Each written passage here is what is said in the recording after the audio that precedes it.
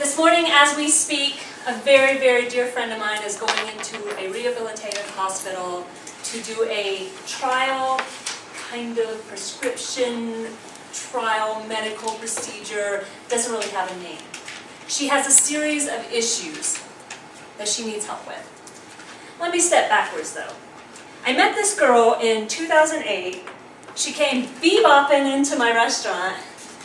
I'm so excited to work here. I'm just so excited. I'm so excited. Oh my gosh, I'm so excited. Thank you so much. I'm so excited. And I'm behind the counter, and I'm kind of an excitable person. And I'm behind the counter going, yeah.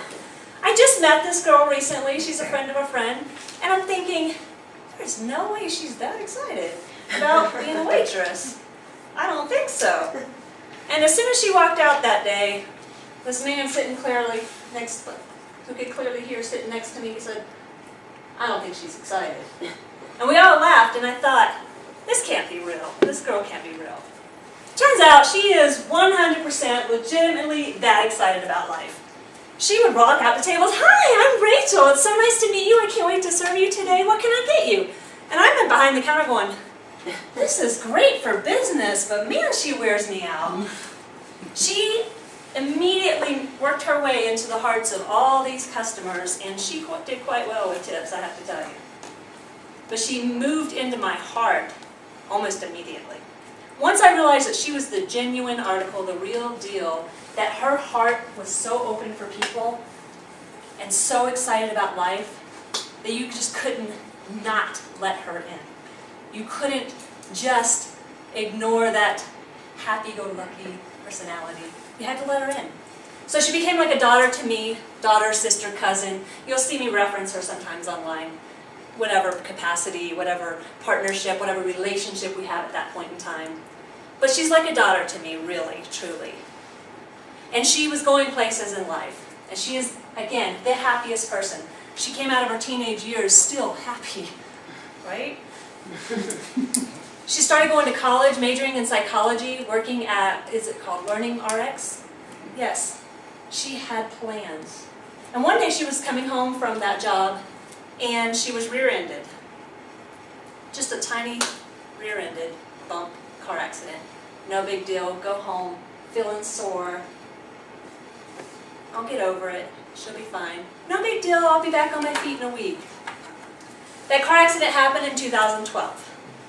She has been bedridden due to a TBI, traumatic brain injury, due to other issues that it either triggered or caused, something called POTS. Dallas, you're probably familiar with that. It has to do with the heart and standing up.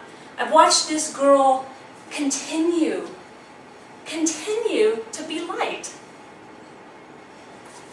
She crawls through her house to get to, when she can move, when her brother doesn't move her. I've watched her crawl to go to the restroom.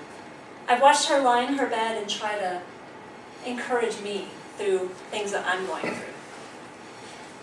Right before my husband's accident, where he fell off a ladder, in case you didn't hear, and broke his heel, she had sent me this necklace, and it has these little spoons on it. And it has to do with chronic illness, invisible illness. I've talked about it here before, but in case you haven't heard, we're spoonies if we have an invisible illness and we only have so much energy. Look up spoon theory. It's a wonderful, wonderful theory to help understand how that works. So she sent me this necklace with these little spoons and a card that said, you spend so much time taking care of other people, but remember your spoons. And on this little necklace there's a little heart that reminds me that I'm loved and I need to love myself too. And I need to take care of me. And then my husband broke his heel, and we both laughed, Rachel and I, that the universe heard that message wrong, that I needed one more person to take care of. And we laughed, and we found the humor in the situation, of course, because that's what Rachel and I have been doing since 2012. We communicate and we laugh. But all I could think about was, here she is, literally living in the dark most of the time because the light is too much, because sound is too much. She takes a laptop and she puts her hands in and it's mostly closed, and she closes her eyes and she writes posts and texts and messages to people to encourage them. She's in the dark, sending out light. And I think about how that is with our lives. Where are you when you're in the dark? Where are you on your darkest days, when you are literally in the dark, when you are on your back, when things are the worst that they can be? Are you trying to seek the light? Are you trying to send out light? See, I believe that we're all going to go through something if we haven't already. It's just life. Life is that way. It gets hard at times, it's beautiful at times, but when it's hard, when it's really, really hard, who are you? Rachel is light.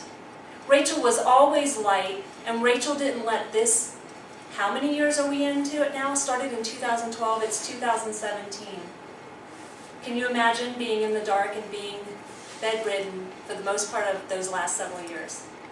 And still being light. She's still being light. So I'm challenging you today. How can you, in your darkest hours, or your murky hours, or your hours that are a little bit dim, how can you be light? How can you be encouragement? How can you also? Because when we do that, we're not feeling sorry for ourselves. Yes, I don't mean at all to belittle what we're going through, but I think we can take a little bit more charge of what's happening to us, and we can say, I will not let this break me, I will not let this take me down. Leave here today, wherever you are in your lives, be light, be Rachel. I always say, what would Rachel do? She'd be light, so be light.